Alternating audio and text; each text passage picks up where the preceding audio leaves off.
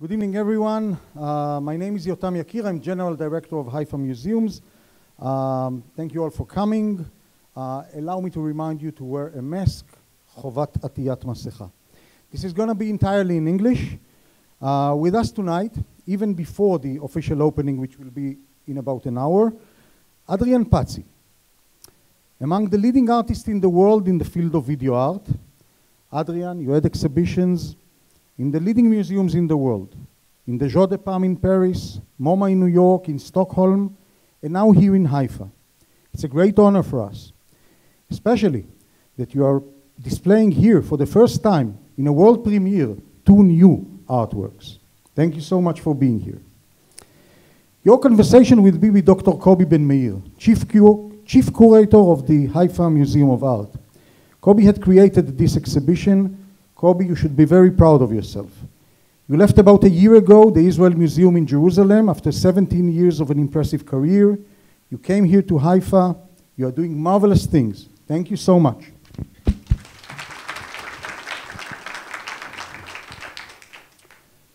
Before we start, I would like to invite to say a few words a dear friend, Davide Dinina, Director of the Italian Cultural Institute of Haifa. In this exhibition, in support, in creative thinking, in help along the way, Davide, you were a key player. Thank you so much. You are invited. Thank you very much. Buonasera a tutti. Hello. Good evening. Erev Tov. Just a second, because I had to put my mask somewhere. And, yeah, thank you, Yotam. Thank you, everybody, for being here. And I'm honored to be here with you tonight, representing the Italian Cultural Institute of Haifa, which is the cultural branch of the embassy in the northern part of Israel. We do basically 2 things. I'm talking to the people who don't know you. Cultural and linguistical promotion. We teach Italian to Israeli students here in Haifa. These students then go to Italy to study at university, and some of them stay in Italy, some of them come back here and they know Italian. And also we support cultural events like this one, Still Voices by Adrian Paci, that deals with very many themes, different themes. Kobi will explain to you later, but I can just say that it deals with fear, innocence. I already saw the exhibition, so I can say that it deals with coexistence, suffering, but also with the big theme of diversity. Adrian Paci himself has 2 nationalities, the Albanian and the Italian one, and his work is a continuing dialogue between these identities, between these diversities. So I would like also to stress out how Still Voices fits into the boundaries of this city. The image of Haifa, I got here 6 months ago, so I don't really know Haifa, but I can tell that it's a very diverse. Its image is the one of a city of coexistence among diverse ethnic and religious groups. You can see walking around Jews, Arabs, Christians, Druze, Baha'i. Haifa is also a city of migrations from Russia, Ethiopia, and so many other countries. That's to say that Haifa is a city of different identities, and sometimes coexisting between different identities can generate fear, segregation, and hatred. Still Voices by Adrian Paci goes beyond these boundaries, and that's why our Cultural Institute supported it, and the embassy granted its patronage. I'm talking to all the representatives of the cultural world here present tonight. We are open to new ideas, to new proposals of collaboration, because we think that our first mission, that our first task as diplomats and as human beings is to promote our respective countries by enhancing mutual understanding and dialogue with all the diversities of the world.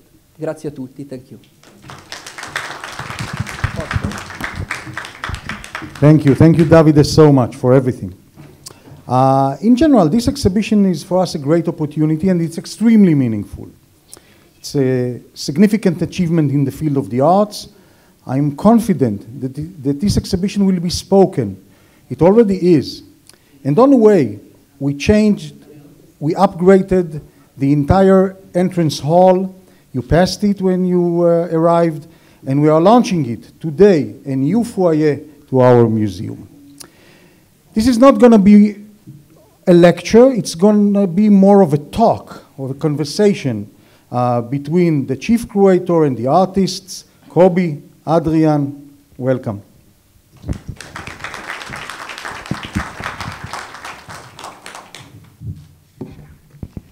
Good evening. Nice to have you here. Nice to be here with you. And thank you all for coming.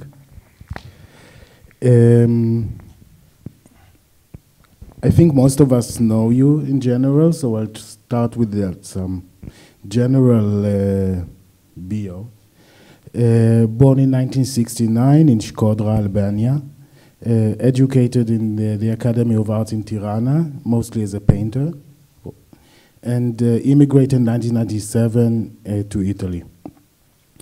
Adrian Paci, or Paci, exhibited widely around the world. And maybe I shall start with an anecdote.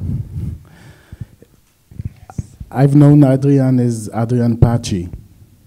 And then by encounter of Albanian people from the embassy here, I realized this is called Paci in Albania. And then that was quite a revelation that and suddenly I realized I have to change the text in Hebrew, because P-A-C-I may be read Paci in Italy, but Paci in Albania, but in Hebrew it's written differently. So then I had to decide, are you Adrian Paci or Adrian Paci? Yeah, we had this nice conversation in the phone. I mean, to prepare this show, you all know that to prepare a show, you need a lot of discussion, talks, emails, phone calls. But one of these phone calls was about my name, and that was strange because, you know, I mean, often it's said that my works deals with identities, but in that moment we were talking about the identity of my name somehow. And I said, yes, it's, in Italian they pronounce Paci, but it's written Paci. I mean, it's written right like in Albanian language, so you should write it in the right way in Hebrew. But Kobi said, but here, nobody knows you as Paci. They will think that you are another artist. And I thought, well, that's also nice, you know, no, people love you, people love your work, but they love Adrian Paci and not Adrian Paci. I said, but maybe it's the time to correct this, and so we decided to write it properly, Paci. But I think in a way this Paci dualism is also very present metaphorically in your work, being between places. And even more generally, the texts themselves, as they are written, they're not necessarily bearer of coherent information. And maybe the way you're saying it bears more meaning than the actual text written on paper. And then it's very well connected to me with the whole theme of our exhibition, that while your work is highly textual, you constantly sabotage the text as bearer of coherent narratives and draws our attention to other languages that may express meaning. Primarily a less commonly accepted languages, but the language of the body, of gestures, of sweat, of tears, of hugs. Yes, this is true. I would say that in general, I have a problem with considering art as an information tool. So I don't think that the mission of art is to inform somebody to confirm a fact. You know? I always try to deal or to discover something that goes beyond. So this notion of beyond, you know, this attempt to go beyond of how things appear or how things are nominated or called is a crucial part in my work and in my research. So in that sense, I totally agree with you that, you know, this moment of the text, you know, this kind of sabotage or this disbelief in the truth that is contained totally in one defined text is part of, you know, many of my works. But I would say not only of the text, but also in terms of the image, you know. So the idea of trying to find different layers, trying to find something that is maybe hidden or something that is suggested, something that maybe is not explicit but it's implicit and you need to pay attention to discover it. It has always been part of my attitude as an artist. And in that sense, you know, this Paci plays, you know, a kind of nice game. But I also did a work with my surname in Italy because I discovered that many Italians are called Paci, so but written P-A-C-I. And so I wrote them a letter and I invited them in a kind of nice meeting and to have a drink and to eat something, and I asked them to write, to give me a drawing, to make a drawing and to give it to me, signed Paci, and I could make a drawing and sign Paci, so we exchanged the drawings. So, and this idea of an Albanian artist called Paci in Albania, but being called Paci, pronounced Paci in Italy, and then meeting other Italians called Paci, and then, you know, exchanging signs written the same way but belonging to different identities. I mean, it has to do with this idea that of a kind of fluid identity that I'm looking all the time. You know, it's not the duality or the, you know, the triangle, you know, like the third or the fourth or the fifth identity. Is this kind of fluid identity of things becoming all the time something else. And in that sense, you know, the moment when you identify it through a name or through an image, you, at the same time that you identify it, you kind of takes out all this, the potentiality that the things have. And the potentiality that things have is the potentiality to change, to be transformed.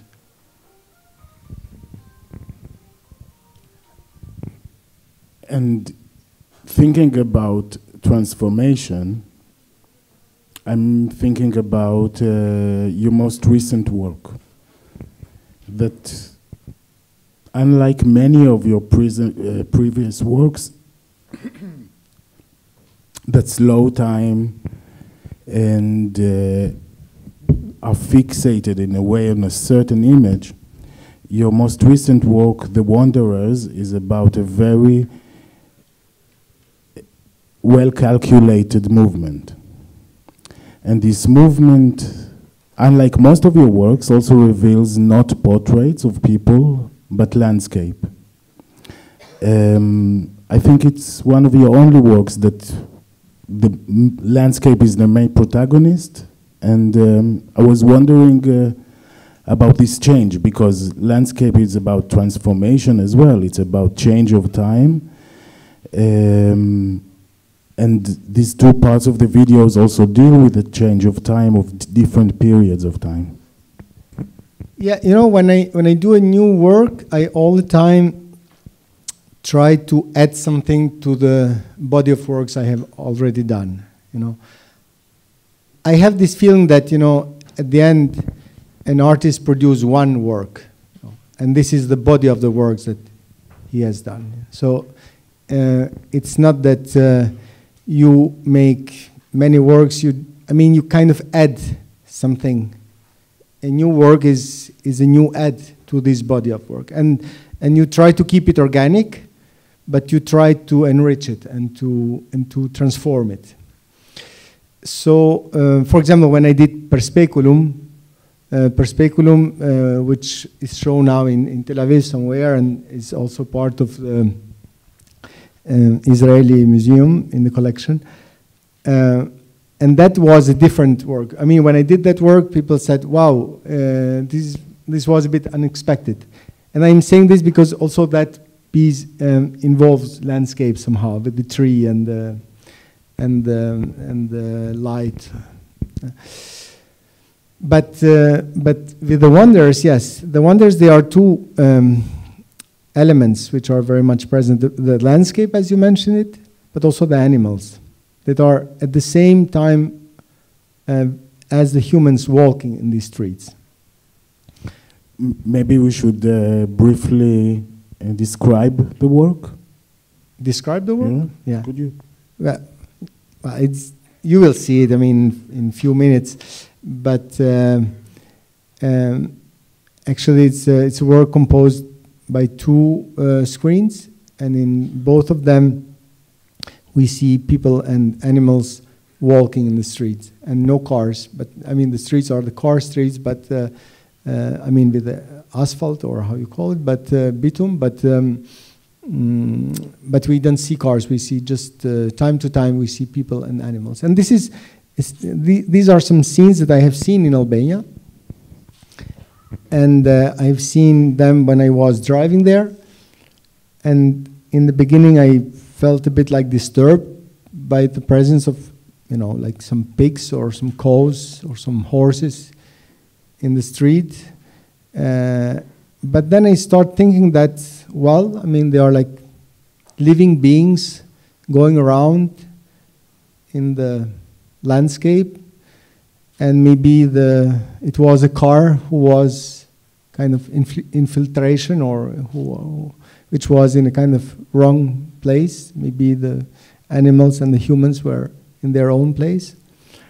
Or also I was thinking that maybe things that we connect to the past, like an old woman walking with a donkey in the street, maybe it will belong also to the future, because I mean, maybe also in the future we'll see women and men going around with animals in the landscape. And of course, I mean, the situation of environment crisis that we are going through, the situation of the virus, and the empty streets that we have seen in these last years affected me, of course. Somehow made this intuition that was seen some years ago, because this is another aspect of my work. I like to keep ideas inside of me for a while. So maybe something just comes to me, and then I stay with it for a while before I decide to activate a work. But this situation somehow made this work even more actual and more urgent somehow. So I decided to go to Albania, and for around a year I was going time to time there, and with the car and with my mobile phone, actually, in a very simple way, was filming scenes that just happened to be in front of me. So I didn't construct them, I didn't build these scenes. And then I wanted also to have another scene, more well constructed, directed by me somehow, with a group of let's say actors, which I took from the village where I filmed. So what you will see is that it's a work composed by two screens. In one, it's a black and white fragments of all these moments that I filmed during my journeys. And in the other screen is this long take that I filmed in the village in the north of Shkodra and in the north of, north of my city of Albania. And for me, this much of the split inside this work, that one screen is personal experience by a specific person in just driving through Albania, and this specific person is you. And the other screen appears in a way much more universal. The landscape itself, when I first saw it, it reminded me of the Galilee, in a way, or the north of Israel. And it could be, in a way, it's beautiful and generic in its beauty, in a way. And the very generic, or I would say simple and not specific to a certain place and time, appears when just people are walking in the street, and at the end there's a bride coming. And I was thinking about it, as looking at it, that it could happen everywhere. And I think is one of the most interesting features in your work is your ability to smoothly zoom out from a very specific occurrence.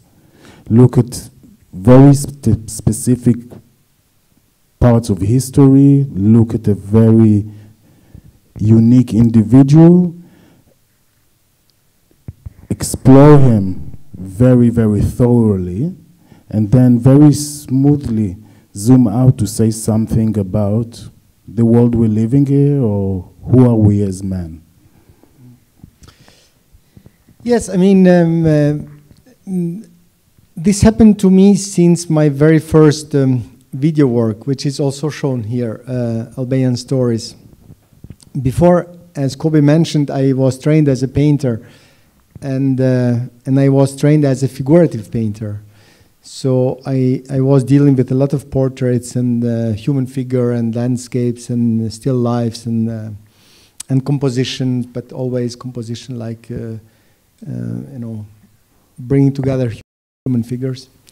And because this was like the Albanian school, this was the Albanian regime, Albania was a communist country, and the only possible art was socialist realism, and it had to be figurative. And then after the regime collapsed, and I also was in the last year of the university, the art academy, we all went to the abstraction. So we wanted to be like Kandinsky first, and then like Klein, or Vedova, or I don't know, like all these abstract artists. And because we were fed up somehow with this, like looking at this specific things and depicting them and bring them to the painting, and we wanted to do something universal and to do something, deep and something like the absolute somehow, like the absolute. And then I went to Italy and I started visiting the museums, and I saw things that I was doing, with all this sincere feeling of being only myself, but communicating with the universal truth. I saw it in the museums in the section of the 60s, so that was quite depressive for me. So I started thinking, how should I find my style? How should I find my personal touch, let's say, or my position also as an artist, trying, of course, to deal with this idea of, like the universal, as a universal, as a general thing. And then suddenly I heard my daughter telling some stories to her toys, and in these stories she was mixing up her fantasy, her desire to invent characters and play around in a joyful way with her traumatic memories of what we went through in Albania during '97. And then I thought I cannot paint these stories. I cannot make a drawing. I need to film these stories. And I never used a camera. I never touched a video camera before. So my very first video piece is this very simple and very direct portrait of my daughter telling stories. And I discovered that in this specific portrait, in this specific voice, in these specific fragmented stories, because it's, of course, she was 3 years old and it couldn't be like, a kind of well-structured narrative. In these fragmented stories, something very deep and something very universal was activated. So then I thought that you don't need to escape specificity to reach universality. You don't have to you don't have to avoid the individuality, the detail, to reach, the general and the, let's say, something, the timeless aspect, Maybe you don't have to avoid the landscape in Albania to reach the landscape in Galilea, So, because maybe there are some more similar things in the individualities than if we want to, abstract and to go somewhere else. But of course, in all these details, as I said, as I said in the beginning, I never want to confirm and to inform. I didn't want to inform somebody about my story, for example, or about my daughter. I was going through my story and through the stories of my daughter to go beyond. So to try to elaborate this space of transformation of a trauma in a fiction, in a storytelling.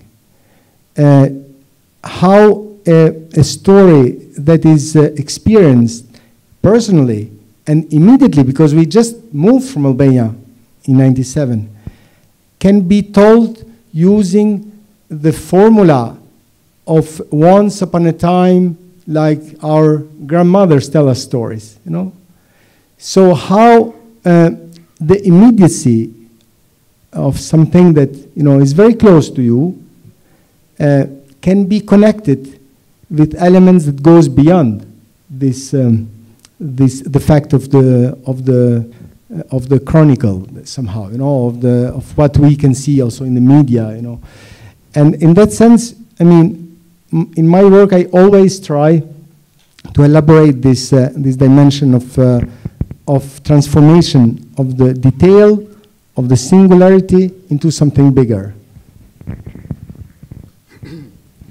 And also in this work, Albanian stories, what we're being told is not exactly what is meant. Your daughter is telling a fairy tale, telling the story about 4 animals, but she means what happens to another person, to her.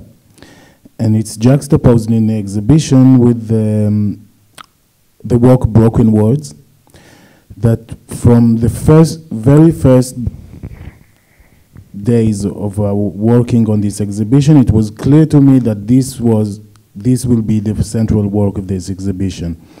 It's composed of 5 projections. It's a 5-channel video where you see quite large portraits, actually 170-meter tall portraits of just faces, being completely silent and just moving their hands, sweating, shedding tears, while in the background, Arabic cacophonous orchestra of voices is heard in Arabic, fragmenting their stories. And the stories are of 5 refugees that Adrian Paci met near Beirut, interviewed them, and projected only the parts when they are silent. Hence, removing the narrational part of the story, of the interview, and leaving us only with images and with sounds of voices that don't bear much textual meaning, but just sounds of someone's physical voice talking. And I was wondering about that in relation to what speaks louder, words or body?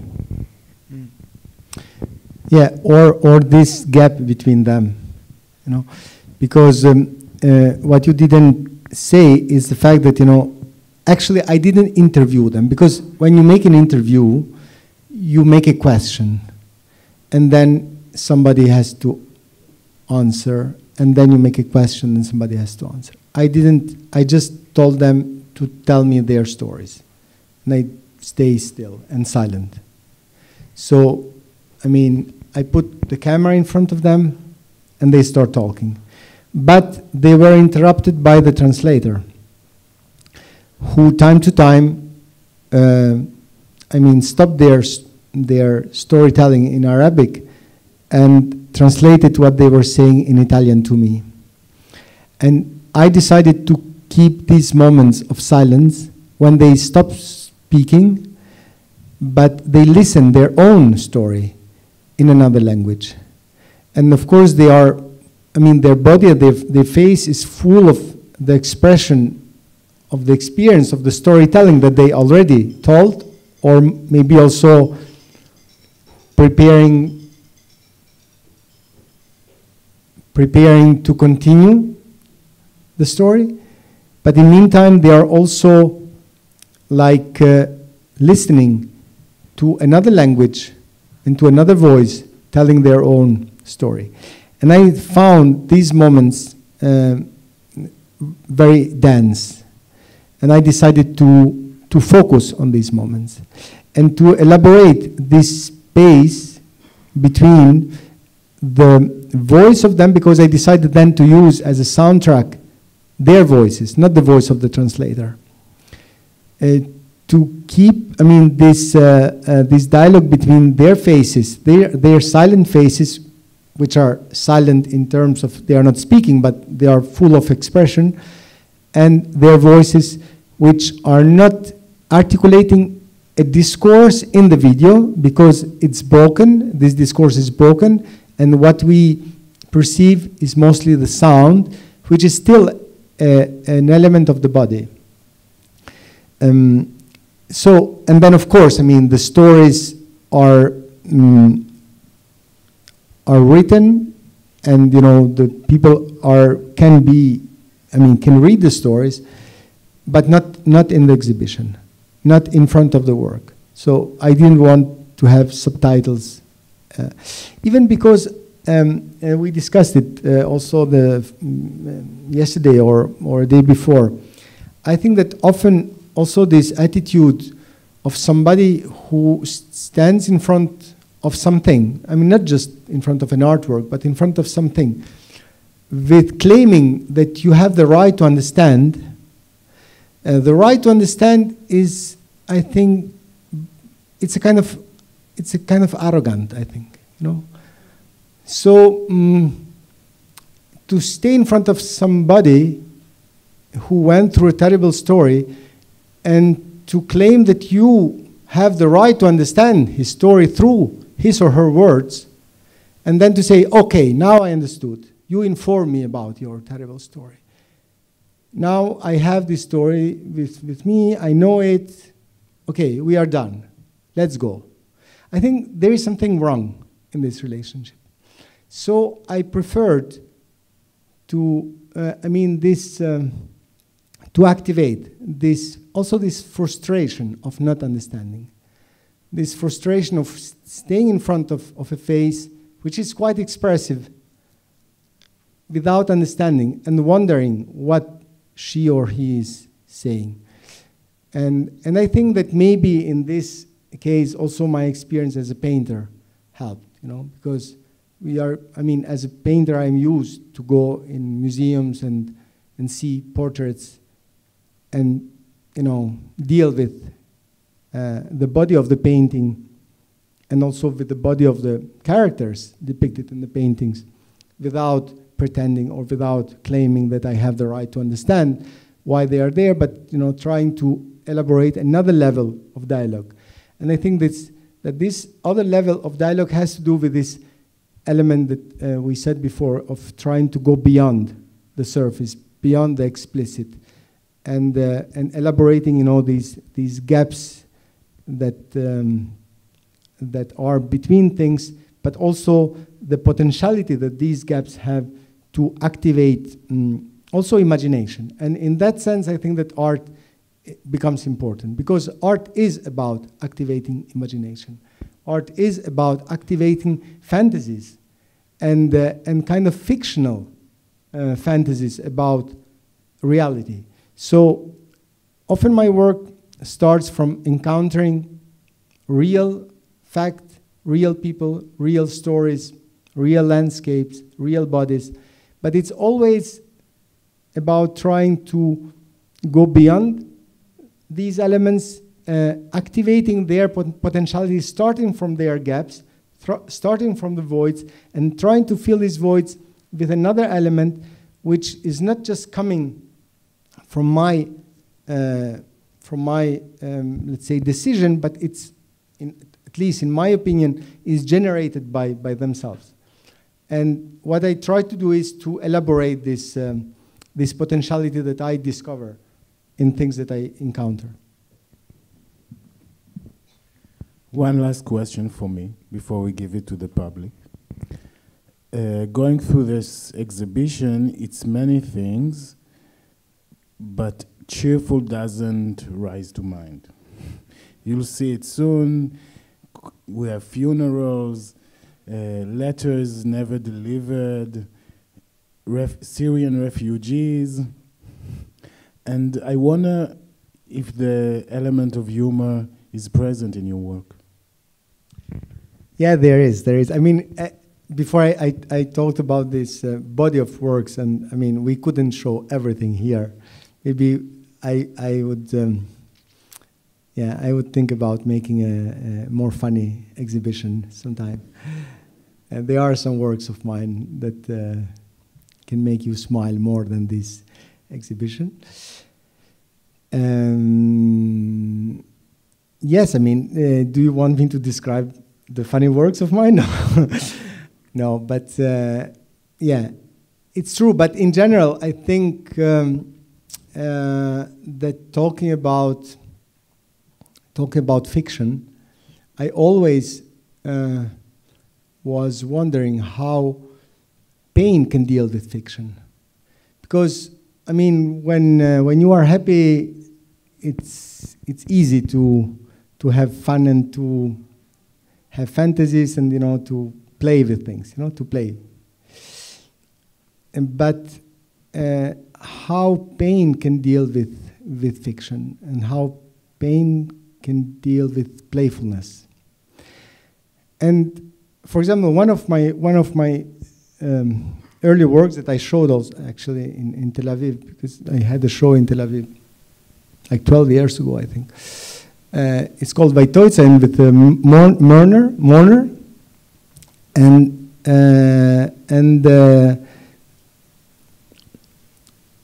it's because I was wondering why, when somebody dies, so it's most tragic moment of a life in general, you know, why you activate this theater of pain, but it's still a theater, you know. So you invite a woman who do it as a job, and she is singing and crying in a funeral. So this need, this human need to build around existential moment and the tragic moment or painful moment of human existence, to build a theater, to build a ritual, was always something that interested me, because I see this fictional element as an element that is still bringing something different. So it's not leaving the pain to be only painful. So it's not leaving the tragedy to write the word end somehow, but it's still keeping a space for going beyond. And so through rituals, through gestures, through actions, through movements, through voices like singing or dancing, I think the humanity for centuries has been accompanying somehow these moments, also these tragic moments, with this theater of fiction. And I think that the space of art, I think, for me, stays there. And to deal with pain is a bit more complicated than to deal with fun, I think.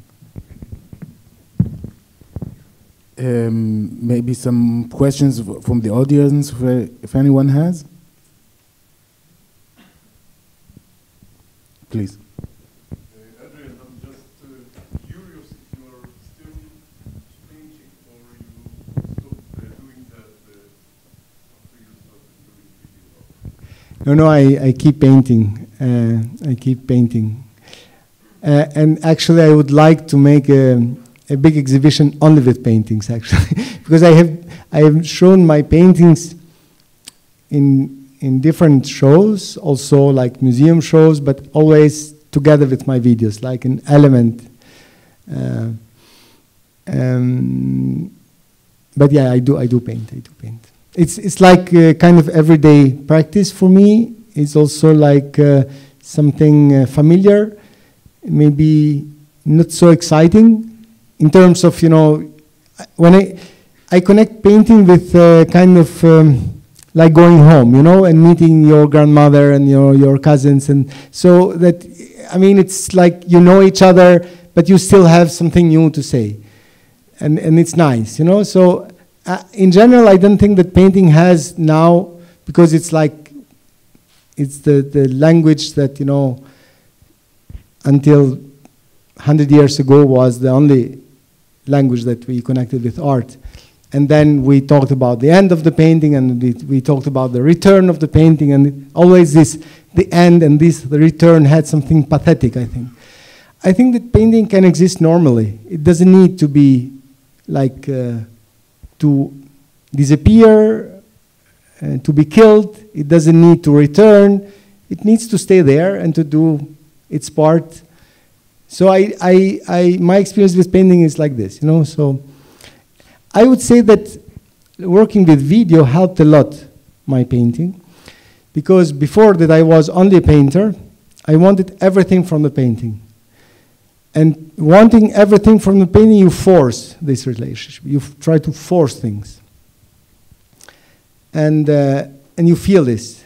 And then when I start working with video, with a tool that I didn't know at all in the beginning, it created a kind of liberation also. It freed my painting from all this kind of heaviness. And my painting became, like my videos, often a tool of dialogue. Always my paintings are made in dialogue with something, and are made with, generally in dialogue with moving images that somehow are transformed into painting. So, yeah.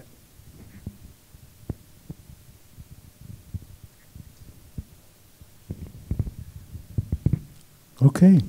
And on that mark, I will say that we also chose to present one of the work, The Last Gestures, hung as hovering paintings in space. They are framed as paintings, and they are hung a bit higher than most of the projections, as a painting would be hung on the wall. And we would try to evoke the feeling of walking through a set of paintings that just appear in front of your face. Yeah, in Britain also. Yes.